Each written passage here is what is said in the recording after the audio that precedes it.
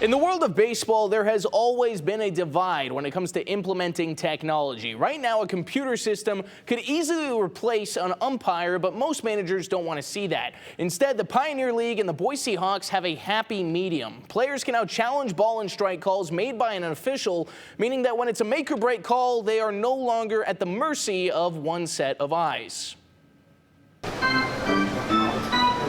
While the action unfolds on the field, there's plenty going on inside the press box.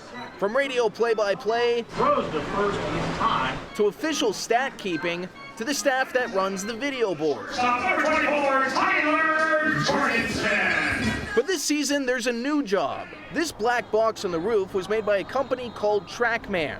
It's tracking the path of the ball in real time. I just look at my screen and then I get a clear picture of the zone and I can just identify whether it's a ball or a strike. Multiple pro leagues, including Major League Baseball, are using TrackMan for real-time analysis. Things like speed, spin rate, and pitch location. But the Pioneer League is one of the few that allows players to challenge ball and strike calls made by the umpire. To review, the pitch is overturned to a ball. It's a little bit of a guinea pig league, so I think the guys are kind of adjusting to it. Peyton Van Tol is in charge of analyzing that pitch data and making the final call. It sounds stressful, but typically calls are pretty clear-cut. As soon as the challenge is made, we can usually confirm or deny it in like 2 seconds. 2 challenges remaining. The count is 1-0. This happens seamlessly without slowing down the game. A player, either the batter, pitcher, or catcher, signals a challenge by tapping the top of their head. In the press box, the strike zone is analyzed and the call is either confirmed or overturned. Field is confirmed strike. Teams can issue 3 unsuccessful challenges per game, with a maximum of 6 total challenges each. Glacier has no challenges remaining. After a half season of use, teams have adopted their own strategies. We try and use them on, like, if it's going to be a ball 4 or a strike 3, somewhere where, like, you know, it's going to determine the outcome of an at-bat. On defense, the Hawks like to reserve the challenges for their catchers. After all, they have the best view. You don't want to have selfish challenges, first pitch of at-bat, first pitch of an inning. Like, it's a long game, so we got to save them for, you know, kind of crucial moments of the game. On offense, any player has the green light, but they aim to keep challenges strategic and unemotional.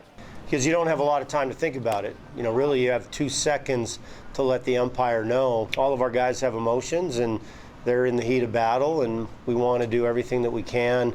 And I think all of our guys are learning how to better use those decisions in critical situations. Although the technology is there, baseball has been hesitant to entirely remove human error from umpiring. The idea of a robo-umpire, I'm not a big fan of. I think that human element definitely is a part of the game that makes the game special and emotional. But players and coaches see the strike zone challenge as a good step forward, improving umpire accountability and keeping game-changing calls out of one person's hands. You know, you got to keep an open mind, and it's leagues like this that can be those experimental leagues to get good information and get good data to help make the best decisions to make this game even better than it is. Now, this is not only being used by the Pioneer League, but minor league baseball has also adopted the rule change. With all the data that they've gathered on this experiment, we'll see if this ends up being a big rule change in the big leagues. By the way, the Boise Hawks were just a few games shy of clinching a first-half playoff spot. Still plenty to build on. They're going to kick off the second half of their season tomorrow, taking on Glacier Range on the road. We're back at the news at 6 after this.